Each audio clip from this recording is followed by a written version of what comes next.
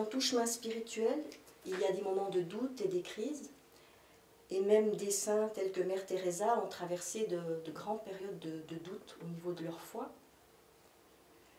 Que révèlent ces crises et ces doutes? Quelle est leur place dans un chemin spirituel? Je crois que de la même manière qu'il n'est pas possible de vivre une enfance sans crise, de vivre un couple sans crise, il n'est pas possible d'avoir une vie spirituelle sans crise. Ou ça serait un très mauvais signe. C'est un signe de bigoterie, c'est un signe de fanatisme, c'est un signe...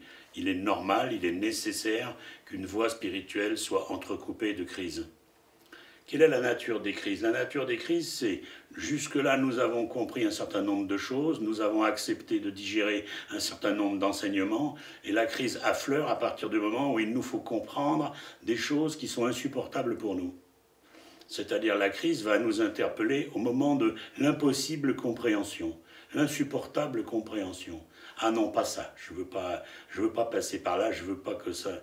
Et donc nous sommes à chaque crise devant un carrefour de notre vie spirituelle, c'est-à-dire c'est parce que nous passons la crise et que nous restons liés que nous allons avoir eu un effet de croissance spirituelle, ou c'est parce que nous passons la crise en ayant quitté que nous n'allons pas avoir de croissance, mais que nous allons nous retrouver devant un épisode suivant de notre vie spirituelle dans lequel de toute façon il faudra recomprendre ce qui nous a fait prendre la crise.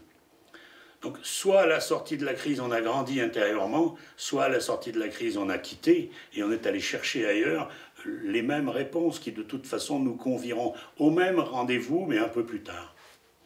Les crises sont nécessaires pour la croissance spirituelle.